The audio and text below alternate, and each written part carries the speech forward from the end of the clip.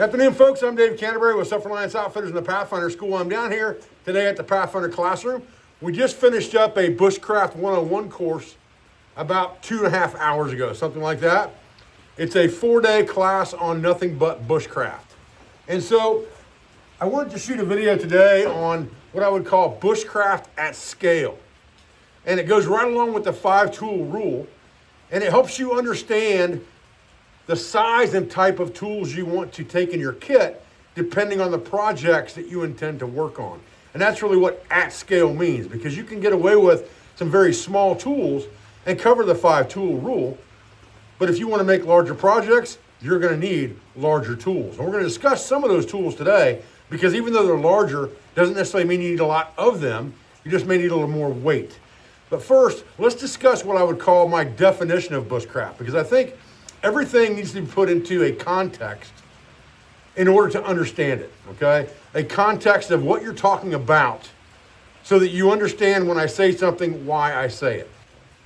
What I would say is that bushcraft is creating useful items off the landscape that are either temporary or permanent to either replace or enhance a woodsman's kit or outfit.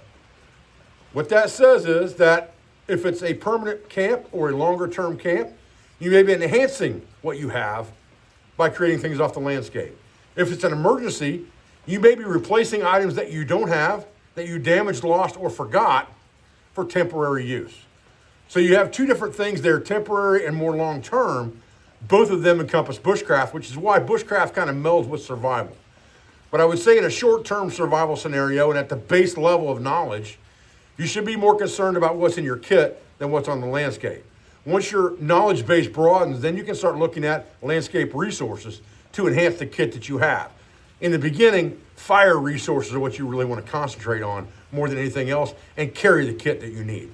So, in a bushcraft context, like we had over the last 4 days of creating useful items off the landscape, the question is, where do you start? Well, bushcraft is always going to be a tool-heavy mentality, but it doesn't necessarily mean that the tools have to be heavy. When I say tool heavy, I mean multiple tools, not necessarily heavy tools, again, depending on the project. So, what I want to talk about first with you guys is what I would call the 5-tool rule. And we'll kind of bounce back to that in just a minute. So, I would say axe, saw, knife, an awl, or an auger of some sort, and some type of a hook knife or a makatagan. Too far for me to write it all the way out, okay? And there's a reason for these 5 tools, okay? And you can get these tools in very small items if you need to. We'll talk about that in a minute. So why these 5 tools are so important? Because there are 5 operations that you need to reduce wood from a standing cylinder to a useful object. And it doesn't matter if it's something as small as a spoon or if it's something as large as a log cabin. It's all about scale, all right? You need to be able to cross-cut the grain. Cross-cut the grain. You need to be able to sever the grain.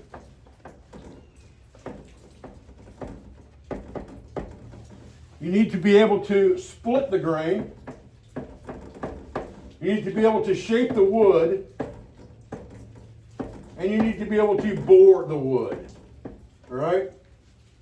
So there's 5 operations right there that relate right back to these 5 tools. We need to be able to cross-cut it to buck it down, or sever the grain to drop the tree to begin with unless we cross-cut it and cut it down with a saw. One of those 2 operations is going to happen to bring the tree down to begin with. One of those 2 operations is going to happen to buck the tree. You're either going to cut it with an axe and sever the grain, you're going to cross-cut it with a saw. One of those 2 things has to happen. Then you're generally going to split the wood somehow with the grain so that you can create dimensional lumber or something that is a smaller size piece that's more manageable, and you're reducing all the time as you go. So you go with a round, you go with a half, then you may go with another half, you may go with a square. Whatever the case may be for the project you're working on, you're going to need to split that with the grain. You're going to need to shape the wood somehow. Generally with a knife. That could also be your hook knife or Makataugan if that shape is a concavity. All right? When you're making concavities, it could also be a gouge. Okay? We'll put gouge on the list because some of these multiple tools will do the job depending really on what you're trying to do is what you carry. Okay? Auger, awl. This drill could also be a gimlet. We'll put that on the list there, gimlet. Okay? Which is just a small handheld T-handle drill bit. But something that's going to bore the wood, whether it's an awl, an auger, a gimlet, whatever it is that drills hole in your wood, that's a bore, okay? Pretty simple stuff.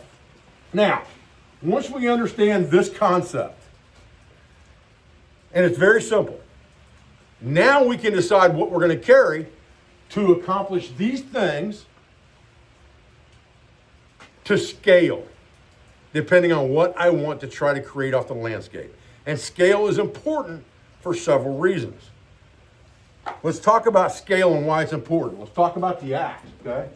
If I'm going to be dealing with small material, 4-inch, 5-inch trees, a hatchet or a nice long-handled hatchet of some sort, 2 pounds, like a boy's axe, no problem for that stuff. Once I up the scale and I want to take down something that's 8, 10, 12 inches, now I need a felling axe.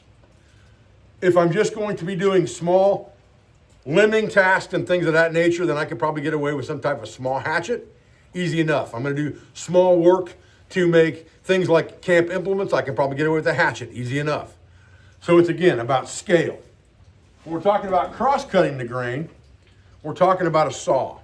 So again, smaller projects, I could get away with something like this small folding saw with a locking blade is carbon steel that we sell on our website for $10, right? This is a perfect pocket saw. It has a very fine tooth pattern on it. So if you're doing small craft work around camp, scale, again, you can get away with something just like this, okay? If you are doing larger scale work, you're going to need a larger saw. Maybe you choose something like a pocket boy. And again, this one's got a fine tooth pattern on it. Because if I'm going to use a pocket boy, I'm probably going to want a fine tooth blade for making things like stop cuts when I'm cross-cutting the grain. We're not talking about cross-cutting the grain to fell trees at this point.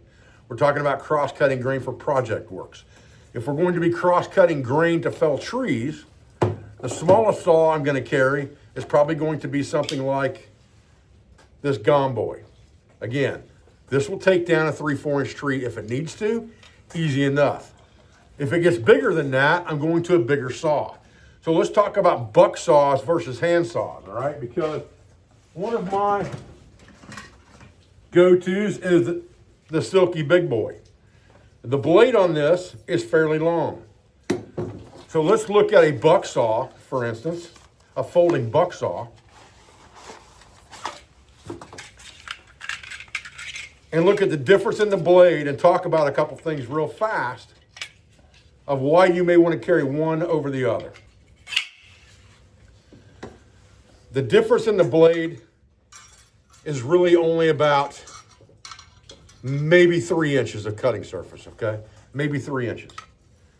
The difference between these two saws, this one's probably a little more robust over time because I can always try to force this one on a forward cut and it's a pull cut saw and break the blade.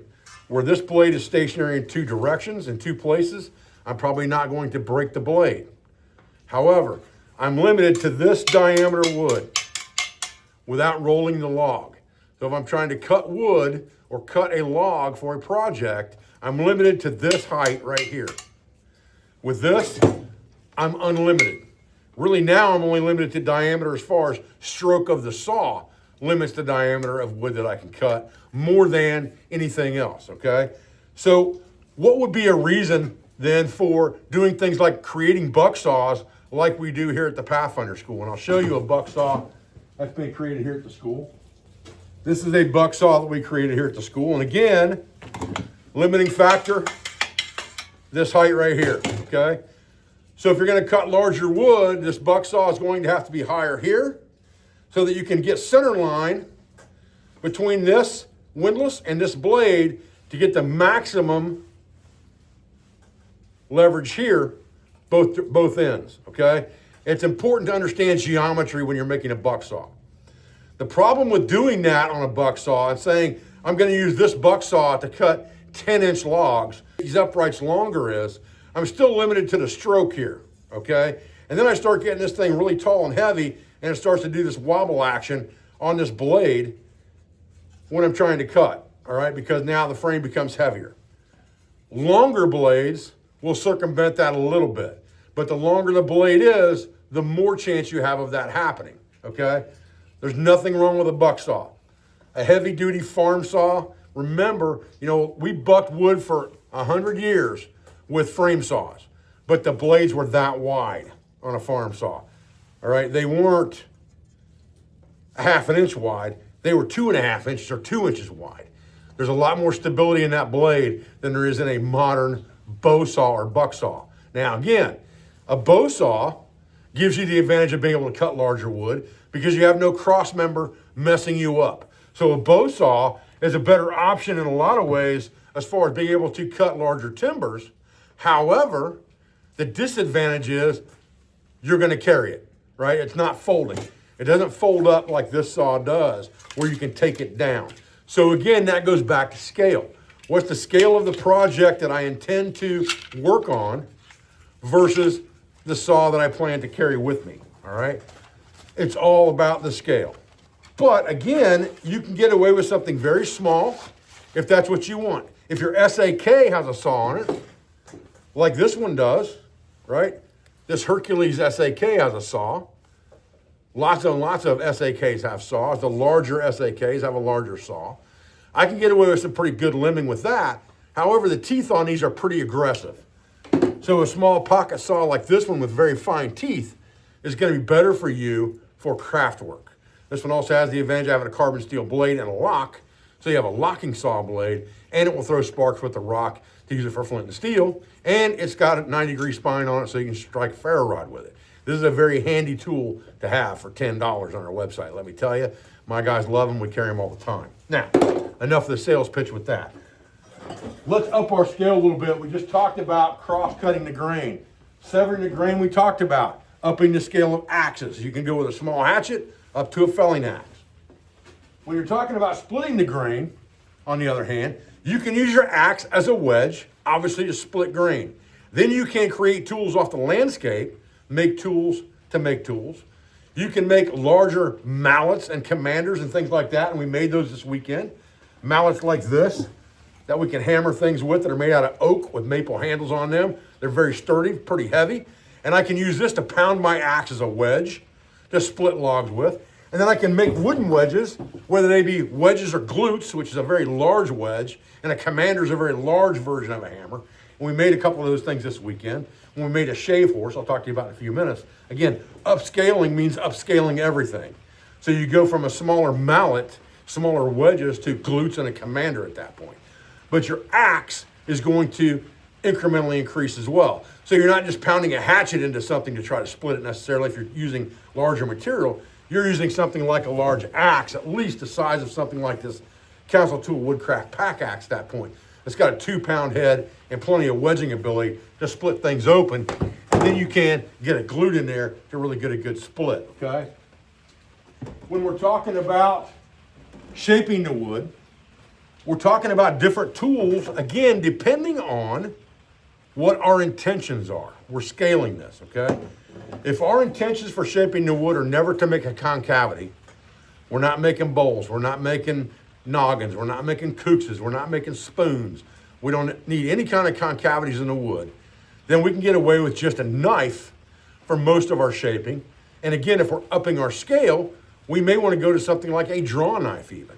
But we can go to something very small in scale, like, got one in my pocket here actually, like this carving jack, okay? And this carving jack has, this is from Flex Cut, by the way, It has several tools on it. It has several tools on it, like gouges and other tools, and like gouges and hook knives, okay? And you can see there's a hook knife right there for making concavities. It's a left-handed model, okay, for making concavities in wood.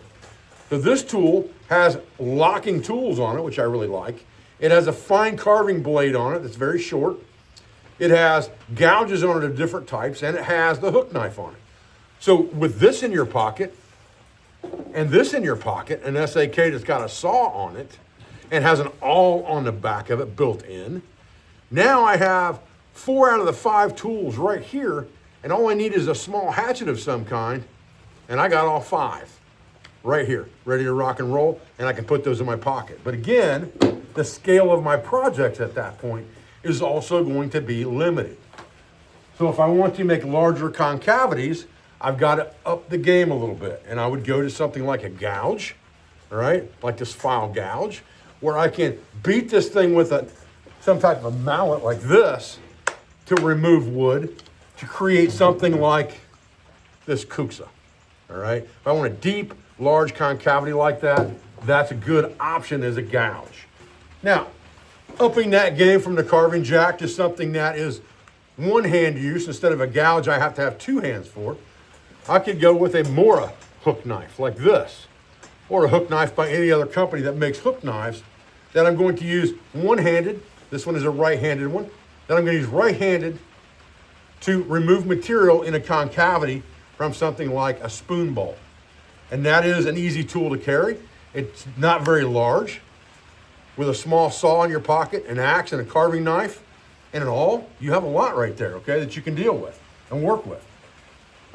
Now, if we want to up that game even farther, this is called a tuka cam.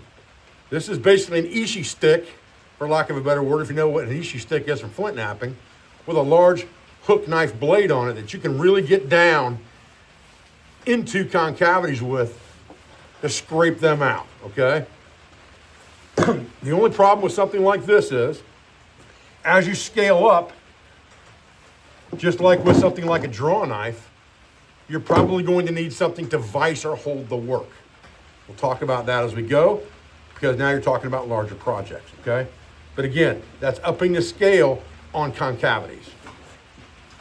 As far as boring the wood goes, again, you can start with something as small as the awl on an SAK, and that will bore holes.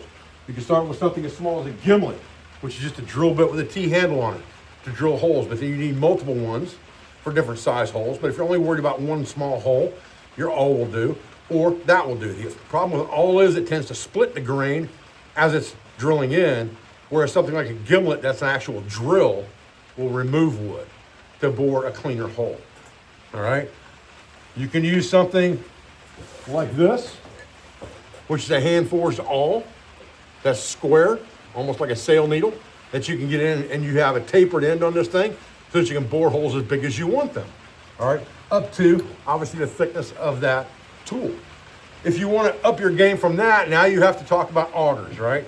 So small Scotch-eyed augers like this 3/8, up to 3/4 like this one here. And then when you start to up the game, you're going to need something like these larger augers, like this 1-inch auger or this 2-inch auger, all right? These large augers are weighty, they're heavy. But if you're going to make things that are more permanent furniture type things, or bigger tools like shave horses, benches, things like a pig to make work on, like a workbench, it's called a pig, made out of wood, a half a log. You're going to make things like that, you have to put legs in. You need a larger boring tool for that. So again, you're upping the scale depending on what you're trying to make. If you're just trying to sew up bark, an awl will drill those holes. If you want to put legs in a piece of furniture or a bench, you're going to need something that bores big holes, okay? That's what I mean by upping the scale. So as you can see, this 5-tool rule applies to these 5 operations. And we've talked about lots of things with this. If we're boring pins to make a log cabin, we're going to need a larger auger for that to make those pin holes. And then we're going to need something that we can make those pins viable on. We can carve them with a knife if we have time. We could use a tine jig, like the one that comes with our auger bits. Or you can use something like a shave horse to shave those pins into a round from a square, all right? But again, to make the shave horse, larger tools are required. We'll talk about that in a minute. Kind of give you an example of, here's something I can make with fairly small tools, this Kutza. I can make this with, a gouge pretty easy. I can bore this hole out pretty easy with a small auger if I need to, and then trim it up. I can start it with a knife and make it bigger, and then carve the whole thing with my knife. Cut the tree off to begin with that I'm gonna make this out of and split it. And I can do most of this with a small set of tools. Once I up the scale to something like a shave horse, larger tools are gonna be required. All right, guys, I've never been one to shy away from weather when I'm shooting a video. It's raining out here, but who cares? So here is the shave horse that we built today in the Bushcraft 101. Now, you've got to understand that this log, that's the seat for this, is about this big around. So you're already upping the scale. You need a bigger axe or a bigger saw to get that job done, and maybe even a wedge of some kind for your felling cut, okay? That's important. You also have holes bored in this thing, not only for the legs, which are 2-inch holes for these 4 legs, but also 1-inch holes here for your swing arm that locks your work in place so that you can sit on the back of the saw and use a draw knife to process your work. And then you've got an adjustable pin in the front that's also been bored with a 3/4 inch auger. So you've got a 3/4 inch auger, 2-inch auger that have all been used to create this, as well as splitting this piece of wood, splitting it again here, and creating dimensional lumber with your axe by hewing.